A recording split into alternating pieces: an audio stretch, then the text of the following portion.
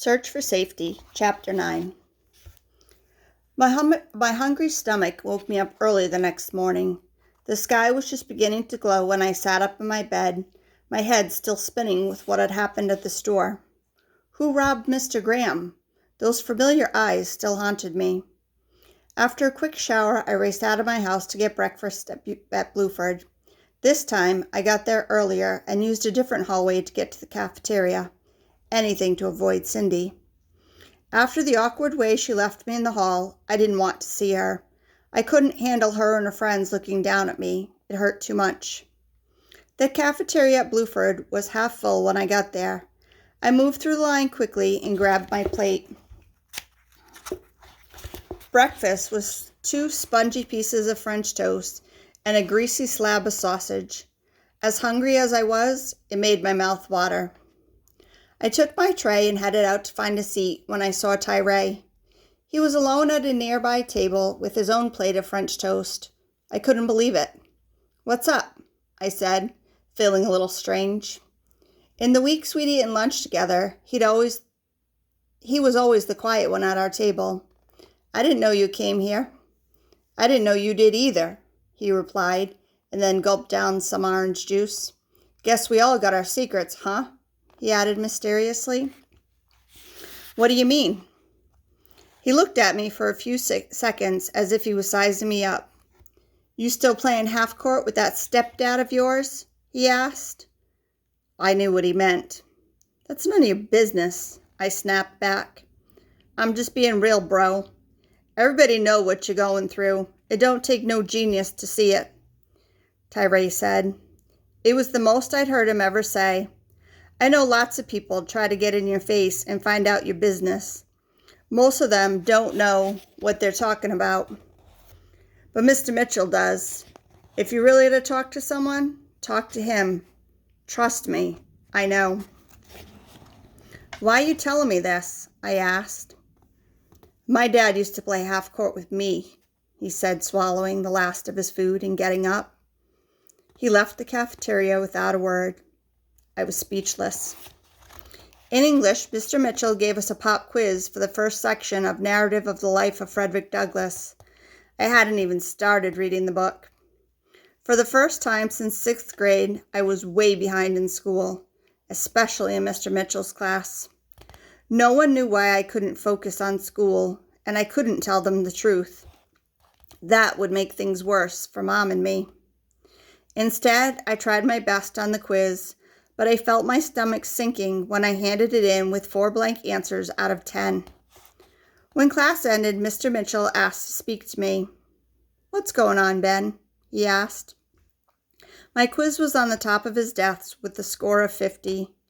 "We both know you can do better than this." "Sorry, Mr. Mitchell," I said, hoping he would just let it go. "I forgot to read that section." Mr. Mitchell studied me closely. He wasn't happy with my answer, but his eyes weren't angry. They were worried. "You seem to be forgetting a lot of things these days, Ben," he said, flipping through his grade book. "Your grades keep slipping, and you seem really distracted lately.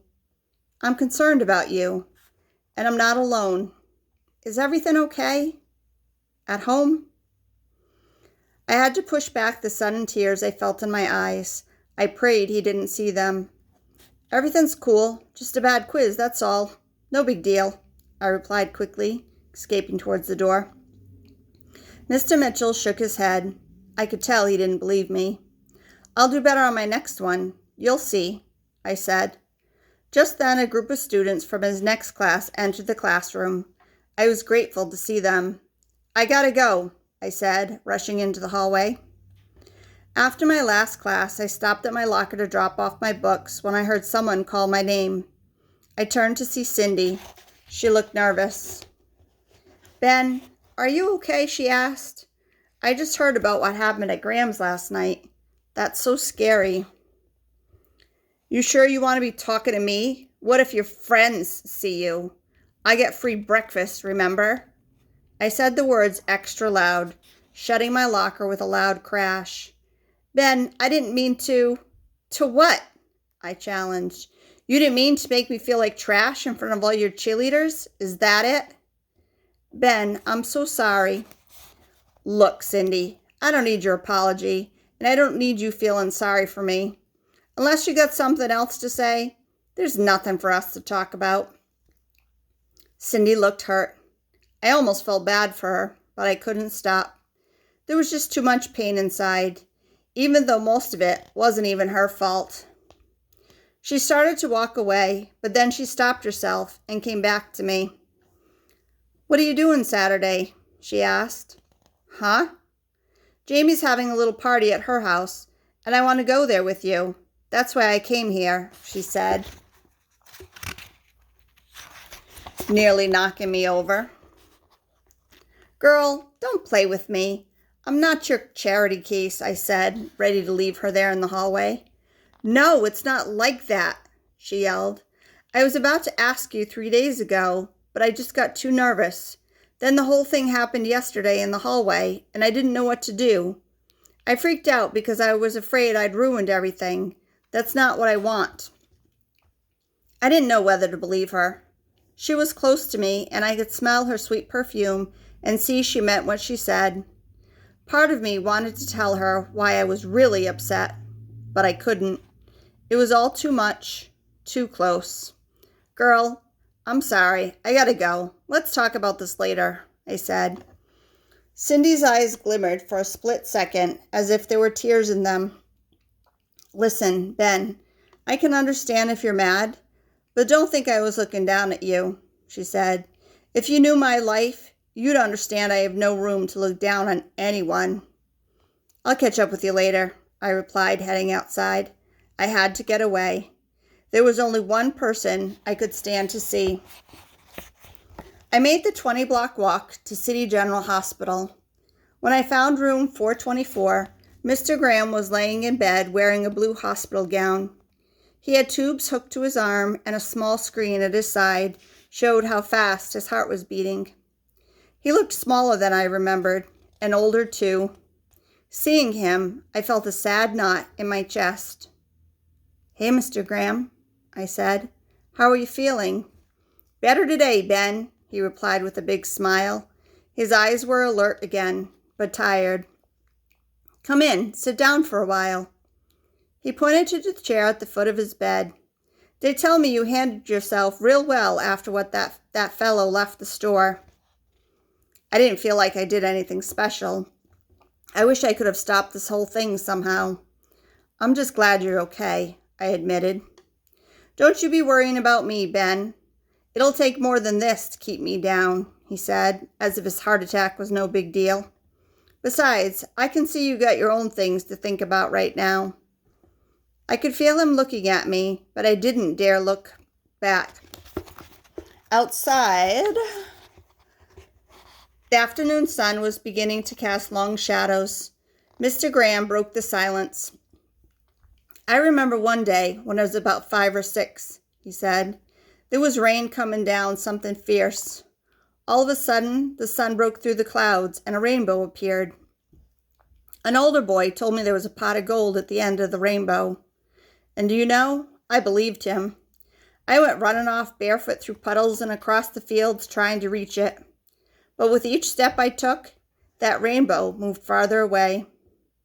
For years, I believed that I lived my life that way, thinking the pot of gold was just around the corner, and I'd scoop it up and be on Easy Street.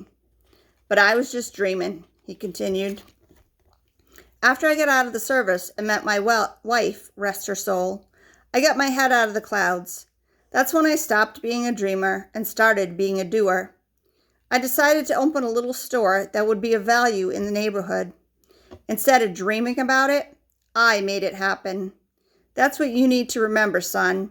You've got to make things happen. His voice had grown stronger as he talked.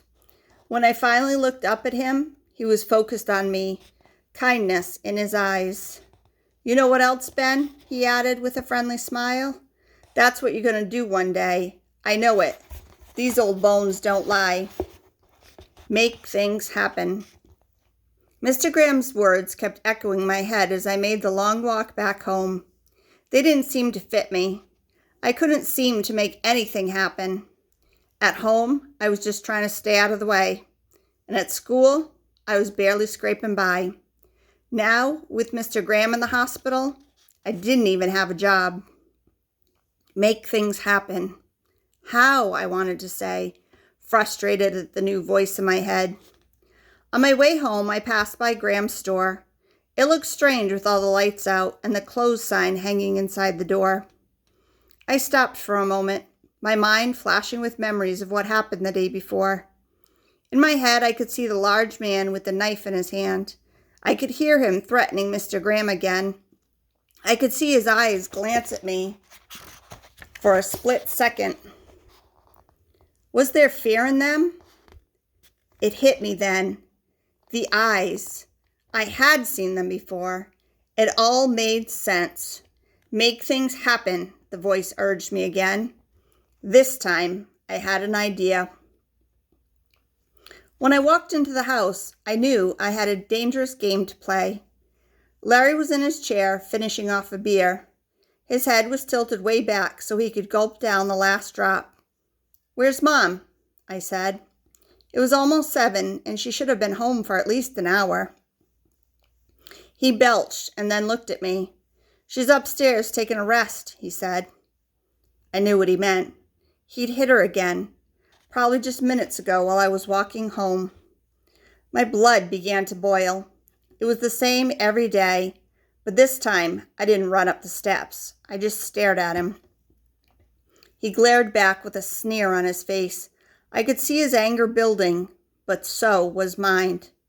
"What kind of man are you?" I said, "beating up a woman and a kid." He jumped out of his chair and shoved me against the living room wall with a loud thud. Before he could move, he was in my face. I could see the veins in his neck pounding. "You feeling brave, Benny boy? It's about time you had a real lesson. I've been looking forward to this for a while now," he growled. But for once, I didn't feel helpless. "I ain't scared, Larry," I snapped. "But you should be, since I might know who robbed Graham's." Larry froze. I could see his mind racing. "It was your boy Donald, wasn't it? I'm guessing you told him when to show up. Only neither of you knew I was working late.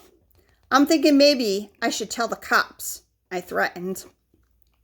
I watched his face carefully for clues. His bloodshot eyes were already filled with anger, but there was something else in them for a split second. A flash of fear. "Boy, you don't know nothing," he roared, his face inches from mine, his spit flying in the air, his stinking breath filling my nostrils. He started hitting me then, his fist slamming into my chest and stomach. One punch landed deep in my gut, knocking the air right out of my lungs. Another shot crashed into my ribs. I heard a crunching sound, and I felt a stab of pain shoot into my side. I put my hands over my head, but I couldn't stop the rain of punches. "You're just blowing smoke, Benny boy. But if you get the law on me with your crazy idea, you and your mom going to be in more trouble than you can dream about. You hear me?" I couldn't even speak. I just shook my head yes. Sorry. "That's what I thought," Larry said with a wicked grin. "I got some news for you, too. Your mom and I don't like this neighborhood. We're moving this weekend over to the south side. You can forget all about your buddy Graham. Starting next week, you'll be in another school." My legs were weak and I was still gasping for air, but his words hit me hard. "Now get out of my sight," he ordered, shoving me towards the step. Hours later in my room, I stared at the ceiling, watching the shadows racing by with each car that passed outside. My side ached whenever I moved, and all the muscles in my stomach were bruised and sore. But inside, I hurt more. Larry was going to rip Mom and me away from everything again. My new friends would be gone. Mr. Graham and Alice, my new family, would be gone too. No more Mr. Mitchell. No more Bluford. Just a world of pain, nothing more. Next to my bed was my copy of the narrative of the life of Frederick Douglass. I remembered my failed quiz and how I had told Mr. Mitchell I'd read the book. Now, it didn't matter. Nothing did. I flipped the pages anyway, my eyes catching on a single sentence. My natural resilience was crushed. My intellect weakened. My desire to read vanished. The cheerful spark in my eye died away. Tears rolled down my face at the words. They described me.